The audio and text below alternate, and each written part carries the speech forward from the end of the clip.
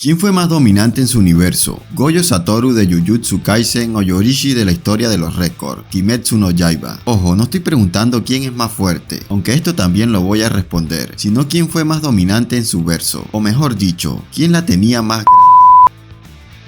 Desde más o menos mediados de la década pasada notamos un fenómeno creciente en el shonen de peleas. Cada vez es más común ver mangas que desde el inicio existe un personaje claramente superior al resto, pero lo interesante es que este personaje no está del lado de los villanos, como podríamos esperar, sino que pertenece al bando de los buenos. Esto provoca que los malos vivan absolutamente traumados por su existencia, y se centren obsesivamente en querer derrotarlo a como dé lugar. Yo lo llamo el efecto Saitama, porque fue con la publicación de One Punch Man que noté más esta tendencia. Yorishi y Gojo, aunque con muchas diferencias con respecto a nuestro pelado favorito, son dos claros ejemplos de este fenómeno. Desde que aparecen en sus respectivas obras se deja claro que no hay nadie que se les acerque en poder. La diferencia con el resto es abismal, y como dije, eso incluye a los villanos, que cada vez que escuchan sus nombres le vienen los recuerdos de Vietnam. Si no me creen, pregúntenle a Muzan y a Yogo. Ahora, ¿cuál de los dos sacó más diferencia? Para llegar a la respuesta veamos algunas similitudes y sobre todo las diferencias clave. Satoru es un bendecido de la genética, ya que proviene del clan Gojo, una familia que tradicionalmente ha sido poderosa en el universo de Jujutsu Kaisen. Sin embargo, también podríamos decir que su poder tiene parte de divino. Esto porque está la cuestión del destino que rodea a los 6 ojos, y que no tiene una explicación clara. Es como si cierta entidad con fuerza decidiera que van a aparecer en cierta época para enfrentar a cierto mal. Los 6 ojos y la técnica ilimitada convierten al usuario en un monstruo incluso siendo un niño. Por eso Toji se cagó al ver a Gojo, y los usuarios de maldiciones intentaron deshacerse de él antes de que fuera demasiado tarde. En el caso de Yorishi la cosa es más o menos parecida. Él también era un monstruo desde pequeño. Superó a su hermano y maestro en el dominio de la espada sin siquiera esforzarse. No hay antecedentes que al igual que Satoru, el poder de Yorishi tenga que ver con la genética, es decir, pertenecer a algún linaje especial. Lo que entiendo es que su poder es netamente divino, un regalo de los dioses para equilibrar el mundo que había desbalanceado Muzan, el producto maligno de la experimentación humana. Recordemos al Doctor Misterioso. Yorishi vendría a ser su contraposición, la creación de los dioses. En este caso se especula que la diosa Amaterasu. Como pueden ver, hay varias similitudes. Ambos llegaron para cambiar el mundo. Son monstruos desde niños y tienen cierto origen divino, aunque en el caso de Gojo no es completo. Ahora, también hay diferencias. Por ejemplo, Yorishi parece venir con los programas ya instalados como Neo. Es decir, sin entrenar ya sabía lo que tenía que hacer. Al menos eso es lo que da a entender la autora. En el caso de Gojo también parece haber algo de eso, pero es claro que el hombre entrenó para llegar a ser quien fue. Por eso es más fuerte por ser Satoru Gojo y no al contrario. Otra diferencia es que Gojo es casi el protagonista durante gran parte de Jujutsu Kaisen. Yorishi no, porque es un personaje que está muerto y solo vive como recuerdo que atormenta a los demonios y alienta a Tanjiro. Ser tan abrumadoramente poderoso trae consigo una carga inmensa, y tanto Gojo como Yorishi la experimentaron, aunque de maneras distintas. Para Gojo su poder lo aísla, él mismo lo expresa, ser el más fuerte es una vida solitaria. Sus compañeros y estudiantes lo ven como un pilar, pero pocos pueden entender la magnitud de su existencia o sus decisiones. Su presencia, si bien es una bendición para los hechiceros, es una sentencia de muerte para los espíritus malditos y usuarios de maldiciones. El terror que infunde es una mezcla de impotencia y anhelo por superarlo. Los villanos no pueden simplemente ignorarlo, su mera existencia moldea sus estrategias y obsesiones. Yorishi, por otro lado, infunde un terror primordial. Su existencia misma era una anomalía que desafiaba el orden natural y la inmortalidad de Muzan. El miedo de Muzan no era solo ser derrotado, sino ser aniquilado sin poder hacer nada. Este terror se transmitió por generaciones de demonios, convirtiendo a Yorishi en una especie de leyenda urbana entre ellos, un espectro que siempre estaba al acecho. Este miedo profundo no solo afectó a Muzan, sino a todas las lunas superiores, quienes heredaron el trauma del rey demonio. Pero la diferencia más importante, al menos para el tema que estamos discutiendo, son las derrotas, porque es la que responde a la pregunta central del video.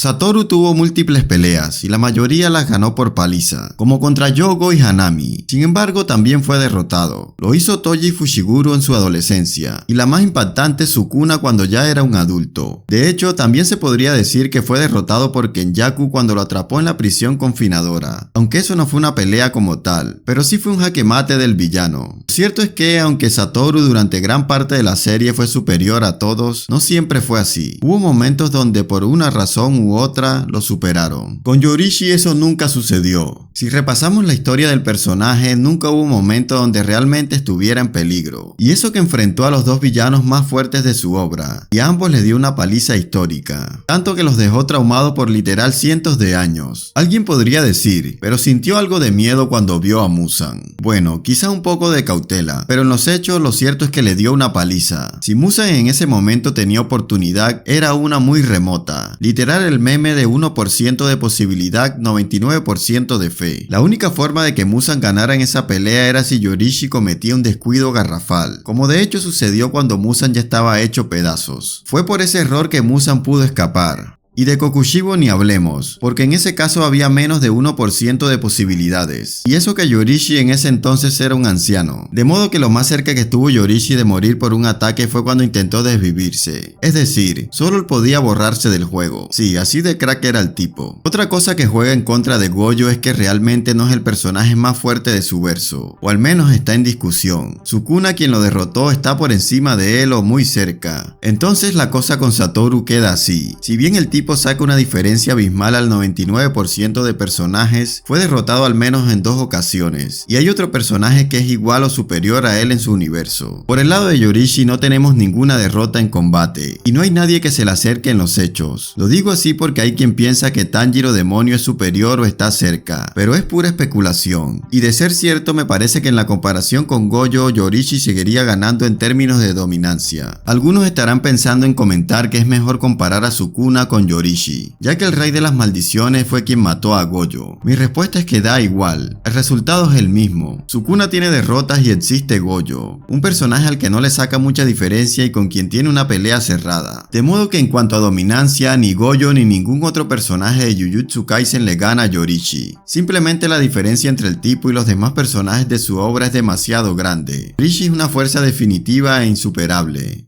Pasemos a la otra pregunta. ¿Es Yorishi más fuerte que Gojo? Aquí no hay que desarrollar mucho. Gojo es más fuerte, mucho más fuerte. Empecemos con el hecho que Yorishi no tiene manera de sobrepasar el infinito de Gojo, pero supongamos que Satoru no lo usa. Aún en ese caso, Yorishi la tendría complicada por las siguientes razones. Gojo es extremadamente rápido, increíblemente resistente y tiene regeneración instantánea gracias a la técnica maldita inversa. Es decir, puede esquivar, resistir o reponerse de casi cualquier ataque. Eso en la parte defensiva. En la ofensiva cuenta con azul, rojo y púrpura. Solo el púrpura es mucho más peligroso que cualquier cosa que hayamos visto de Muzan. Y no estoy contando el vacío infinito. Con eso sería una muerte segura y casi instantánea para Yorishi. En definitiva, no creo que Yorishi pueda hacer algo contra Gojo. La diferencia que le saca el albino es tan grande como la que el propio Yorishi le saca a los personajes de su obra. Satoru es más fuerte.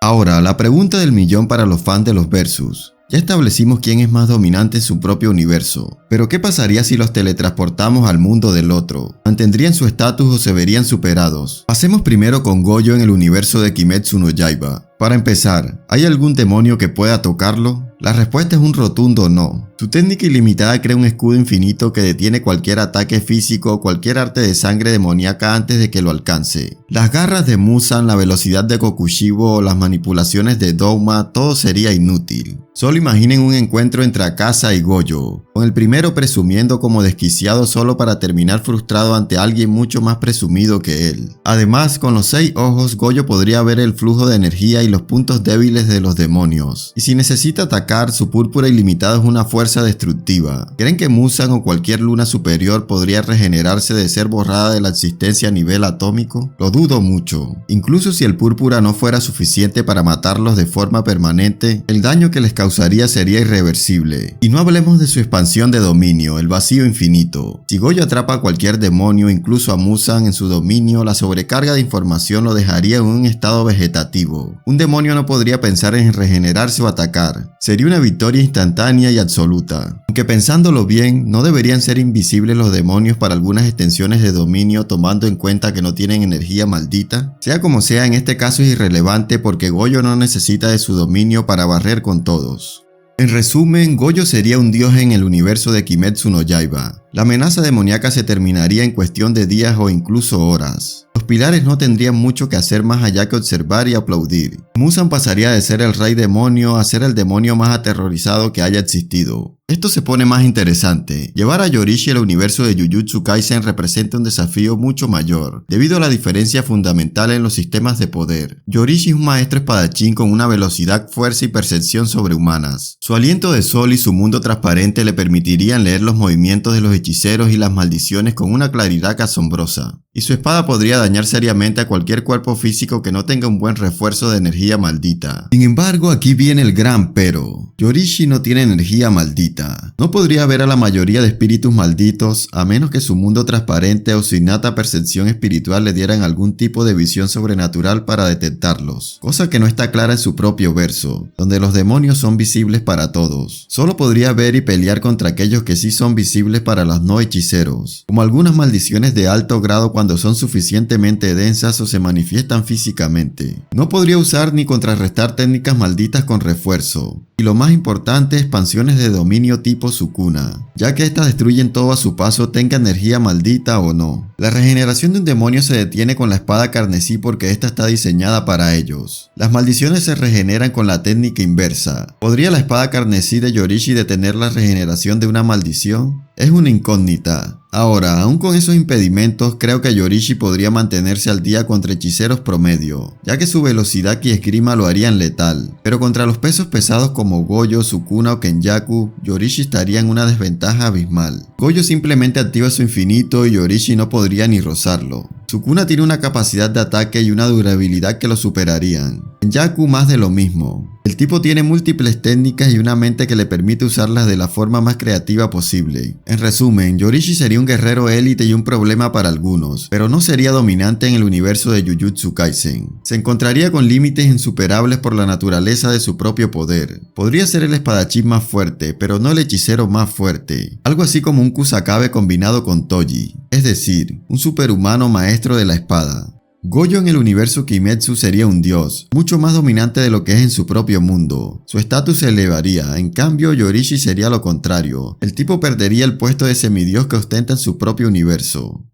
Ahora, ¿cuáles son los otros personajes parecidos a Yorishi? Pues ya mencioné a Saitama, aunque hay algunas diferencias con lo que vino después. Por ejemplo, Saitama no siempre infunde tanto terror como Gojo y Yorishi. De hecho, muchos villanos y también compañeros cometen el error de subestimarlo, ya que ni siquiera lo conocen. Pero en esencia sí que es parecido a estos dos. Otro que podríamos meter en la lista es All Might de Boku no Hero Academia, quien durante gran parte de la obra tuvo un estatus similar al de Gojo, aunque después lo perdió. No vi completo Boku no Hero, así que ustedes corrijan en los comentarios. Makima de Chainsaw Man, hasta lo que todos sabemos que pasó, también entraba en el grupo. La tipa literalmente infundía terror y tenía un control abrumador de su entorno. Otro personaje de Fujimoto que sí lo hace, según he leído, es Benimaru de Fire Punch. El tipo es fachero, megapoderoso y del bando de los buenos, una fuerza de la naturaleza.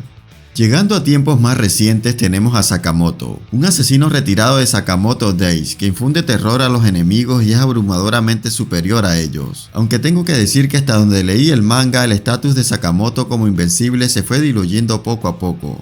Yorishi fue una fuerza imparable que nunca conoció la derrota en su era, infundiendo miedo eterno a sus enemigos. Gojo, aunque es el más fuerte de su tiempo, sí encontró límites y una derrota final. Por eso, en términos de dominancia en su propio universo, Yorishi se lleva el primer puesto. En cuanto a fuerza bruta y habilidades, Gojo lo supera cómodamente. ¿Qué piensan ustedes? ¿Creen que la dominancia absoluta es un rasgo positivo de un personaje o lo hace menos interesante? Hasta aquí el video, amigos. No se olviden de comentar, compartir y suscribirse para más contenido de Jujutsu Kaisen y Kimetsu, entre otros animes. Saludos y hasta la próxima.